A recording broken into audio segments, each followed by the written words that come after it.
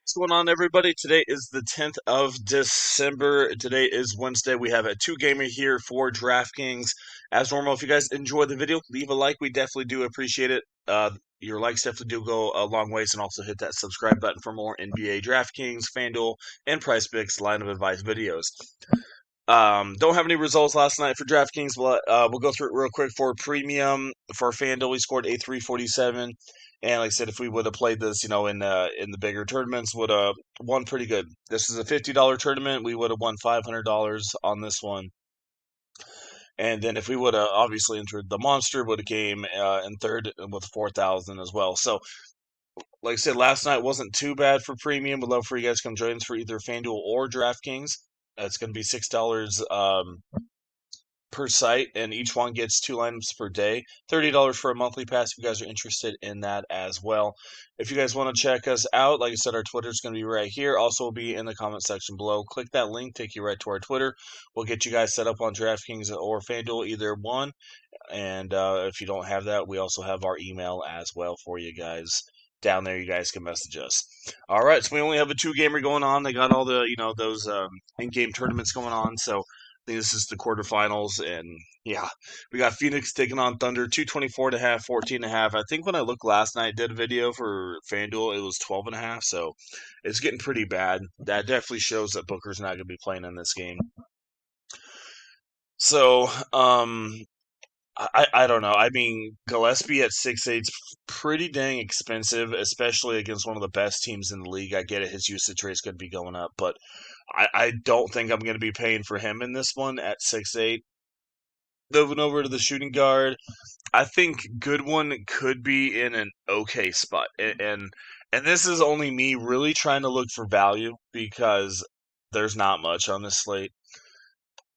I could see Gillespie not doing good, and then maybe Goodwin doing a little bit better. But like I said, OKC, this defense is absolutely pretty dang good. Goodwin maybe can get some shots in there in the 3-point land. They do struggle. OKC does against 3-pointers, against point guards and shooting guards. So maybe that's the one spot that Goodwin could do it. I mean, he doesn't shoot a lot of threes, but he could get hot maybe. So I don't mind looking at him at only 4,500. Like I said, you can look at Gillespie, but he is 6,800 in a spot against one of the best defenses. I talked about Ryan Dunn. His usage rate is just absolutely terrible, but he's another guy that could maybe get it done. Doesn't shoot the three ball though, so these guys are in really hard spots. But Goodwin so far is the better of the plays. At the center position, I did mention this as well. So I think Mark Williams really isn't in. Well, he is in a half decent spot here, and the reason why I say that, if because there's only like three or four centers on the slate here, and I think he's in a good GPP spot. 46.1% field goal percentage. OKC's given up, and they also give up 13.1 rebounds per game and also 1.5 blocks. So I know that doesn't look the prettiest, but Mark Williams, he doesn't really shoot the ball outside. He likes to stay inside. He likes to get a couple blocks. Last time he did face OKC, he did have a double-double. So, and Mark Williams likes working inside. Chet Holmgren, like I said, he's not too bad, but Mark Williams is a little bit bigger than Chet Holmgren. It's not like Isaiah Hartenstein's there right now, so I don't know. I don't mind him. I don't, in GPP's only at 6,000. I'm really not going to mess with any of these other guys over there for Phoenix, really, besides maybe, like I said, Goodwin. Moving on to the Oklahoma City side, they are very, very, very healthy. They got Caruso and Lou Dort back. And let's go look at the Phoenix defense real quick. Where we at? All right. And if you guys are new here and you guys don't know what this is about, so this is basically just DVP. If it's green, that means they're really bad against the position. They give up a lot of points. If it's red, they are really good against the position. And the yellow, they're just right there in the middle. And then obviously once it goes to the team, all those, they add everything up and they put it to the team, and it kind of shows you how good or how bad they are against the position. So Phoenix struggles against shooting guards, and point guards give up quite a bit of regular points per game to them as well. 48.5% field goal percentage to shooting guards, and 3-pointers is a disaster for them. So guys like Shea, maybe Dort can get hot here. They also do give up quite a bit of assists and a couple steals as well. So, I mean, you're going to have to look at, like I said, a little bit different here. I mean, Dort's only 3,900. He could maybe get you 19 to 20, 21. Like I said, Phoenix does struggle against the three ball, so maybe he can get you, 20 points. But good thing about Dort, he does play big minutes. Looks like he's been slightly more into the offense here, but yeah. So 3,900. Don't mind looking at him. Then you got Williams at 8,000. He's a good spot if you want to go all the way up for him. Chet Holmgren is 78 against Phoenix. I don't think it's the worst spot for him in this position. Like I said, he's going to be going up against Mark Williams.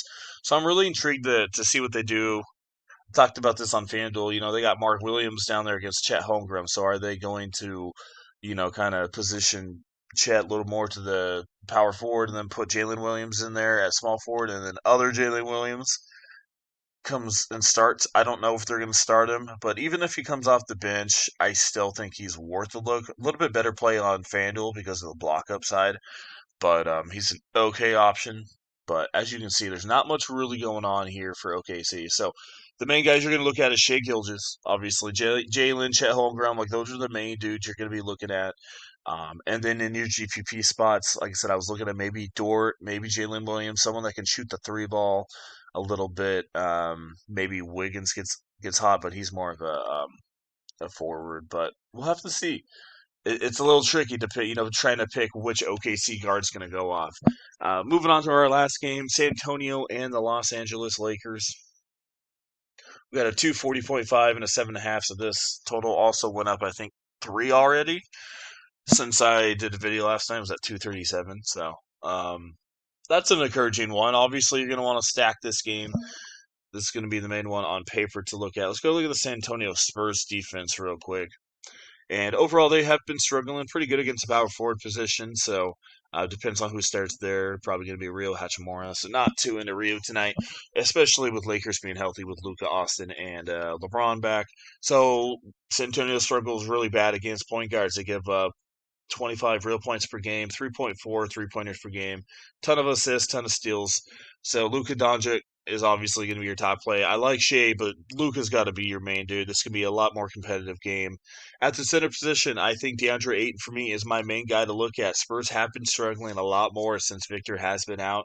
Luke Cornett's not going to be able to defend Ayton. So I do like Ayton. Field goal percentage, 49.6. That's good for Ayton because he likes to sit inside and just dunk, and that's all he really does. And so really good spot for him. 13.4 rebounds given up for centers and also 2 blocks per game. So I think, like I said, Aiton's got to be definitely on your radar as one of the top center options here tonight. And he's only 6'3", so I think, like I said, you got to give him a shot. Don't mind looking at LeBron, but he is 8'6". I don't think he's needed here tonight.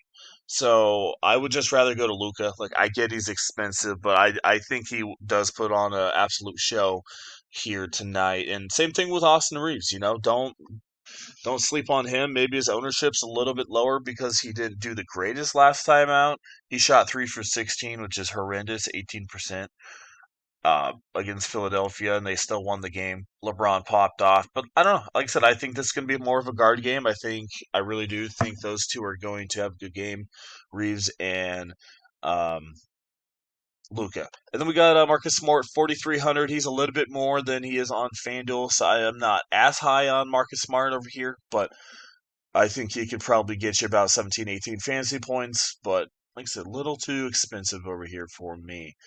And that's mostly what we got going on there. Let's go look at the Spurs real quick and go look at the Laker defense. So, as we know, Castle is back. He did play, was it 23 minutes last time out? Laker defense, not looking too bad. So, we'll go look at the center position real quick. We do have Luke Cornett.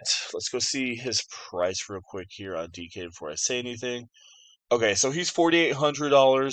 So one thing like I said, I want to go look at Luke Cornett real quick is, as you guys can see, he doesn't really shoot the ball a ton here in this system. 4 points, 6 rebounds, 5 points, 7 rebounds, 6 points, and 9 rebounds. Right, you guys get the picture. Well, he's not in the greatest spot. He's only 4,800, so this is more of a GPP play. But if you do go look at the Lakers, they do struggle against field goal percentage, 48.8%. and they give up 12.7 rebounds, and they give up a couple blocks, right? They I think that's a good spot for Luke Cornett, right? I'm not expecting him to shoot the ball. Maybe he'll get you, 7 points, 11 rebounds, 2 blocks, and maybe that's a little bit of value for you. But for the most part, center position, you're going to be looking at Ayton as your main dog. You're going to be looking at Mark Williams as your GPP play. Don't really trust any of those other guys too much down there. Keldon Johnson, Harrison Barnes, I think both of those guys are still in solid spots tonight. Power forward is a spot where LA does struggle, slash small forward where Keldon Johnson would be as well. Give up a ton of 3-pointers. That's bread and butter for Harrison Barnes. Had 24, 25 fantasy points last time out against the Lakers when he played. So both those guys are in the key spots. Devin Vassell isn't too bad, but he's kind of priced exactly where he should be here on DraftKings. But one of my sleeper picks that could go off here tonight, since he was just so trash last time out. Justin Champagnie, another interesting play. Marcus Smart is back, so keep that in mind. I do expect probably Smart to be on Stephon Castle or De'Aaron Fox in this one. So Castle's still a little too high. If he's still going to be on a minute restriction for me, GPP play is going to be Dylan Harper once again. They're going to need offense, and he's been pretty good offense off the bench for them. So keep an eye on him. Then Fox is at 9K, but I really don't mind looking at him. But I just wish we had word on his Stephon Castle's minutes. But it's a 75. You're still getting a little undervalued for him. So let's go see a couple plays real quick. Plug in a couple guys. Like I said, Luka's going to be your main guy over there. Shooting guard, I really do like Austin Reeves. A little harder to get him in this one here. Like I said, I don't mind taking a GPP shot, and GPPs only with Lou Dort, with a little bit of that 3-point upside. But he could also, obviously suck on you. Small forward, really not much going on. I think probably Keldon Johnson, Devin Vassell is probably your best option in that area.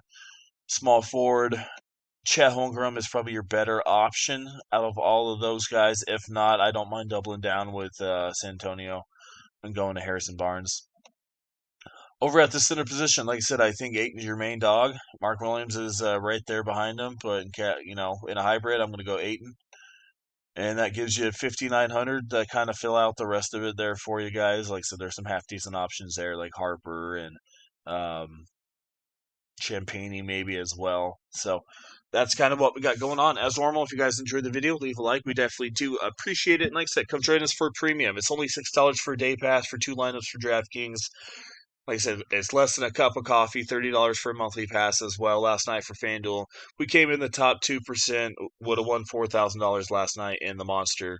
So, why not come join us? And also, single game did pretty good as well. Scored a 251 on Fanduel, which came in the top 2%. So, like I said, if you want to join us for DraftKings, we can definitely do it. If you guys want screenshots and stuff like that, we can send you guys that since we don't really post too many here. But we definitely do have those, and DraftKings has been solid. So yeah, email in the comment section below, and also our Twitter will be down there as well. Click the link, and we'll take you right to us. Give us a follow, and we'll get you guys all set up. Once again, thank you for watching. I really do appreciate it. And like I said, hit that subscribe button. Still about 50% of you guys are not subscribed, and we'll see you guys in the next one.